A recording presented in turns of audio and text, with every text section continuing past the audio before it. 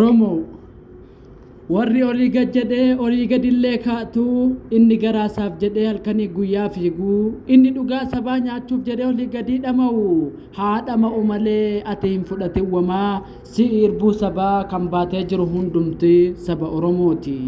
Warri soba jedhanii olii gaggaatanii warri gaaf duraanii dhugaa dubbatanii sun dhugaadhuma Oromoo dubbataa turanii sun inni gaaf jalqabaa dhugaa Oromoo dubbate mala jaraa miti inni afaan jaraa dubbatee lallabee saba walitti yaame sun dhugaa Oromoo gabbaase malee isaa miti. Haa ta'u jenneen fudhannu jarruma akkasii warra nu fakkaataa gadheetti bitamu warra nu fakkaataa saba Oromoo ajjeessu saba Oromoo gitu hin fudhannaa jettu warra gadheef bitamtu.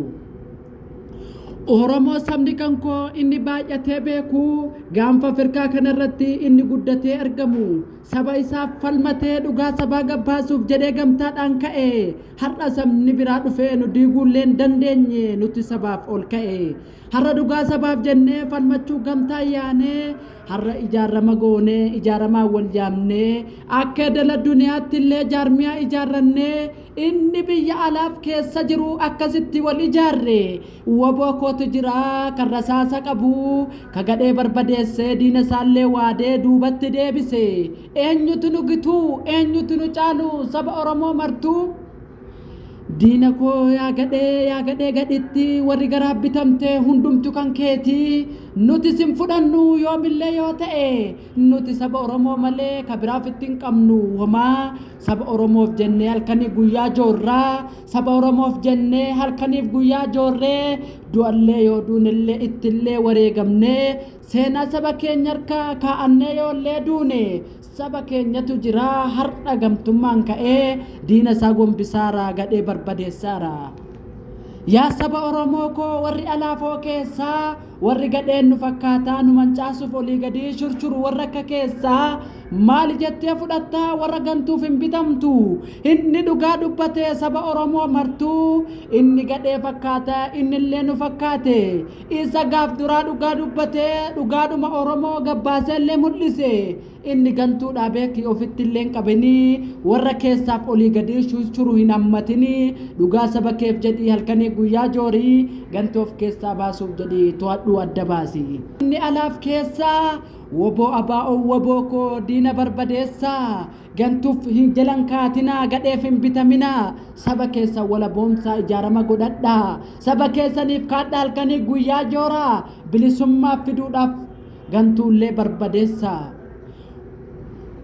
Warra garaa bitamu warra lagaa jala kaatee nutti illee as deebi'ee nu nyaachuudhaaf shurshuru hinuma dhabamsiifna warra akkasii sanaa of keessaa baafna malee gad hin teenyu kaa homaa warra nu fakkaatee achi goree as goree nu balleessuuf jedheellee olii gayyaadu nuti illee hin fudhannu gantuu warra akkasii warra gadaaf jedhanii bitamuudhaaf fiiganii warra garaaf jedhanii bitamuudhaaf fiiganii.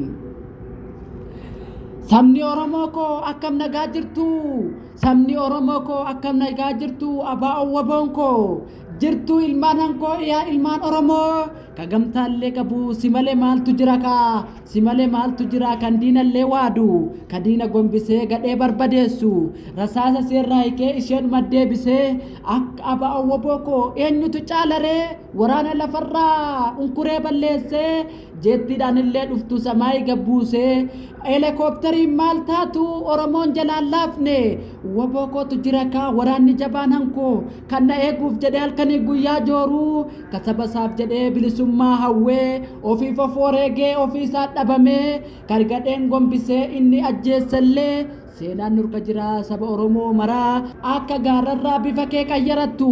warri akkasii yaa Oromoo of keessaallee haa dhabamsiifnu sabni Oromoo martuu jiraadhaa siniin jedhee jaallan koo hundumtuu baganaaf jiraattan abaa'oo waboon martuu galatoomaa siniin jedhaa galanni bilisummaa haga walabummaan dhufu waliin jirra waliin dhaabbanna jabaadhaa siniin jedhaa jajjabee bosona keessaa jabaadhaa siniin jedhaa warri alaaf keessaa jaarmiyaa jabeessaa walabummaa ibsaa saba keetiif falmii dhugaa sabaa baasi.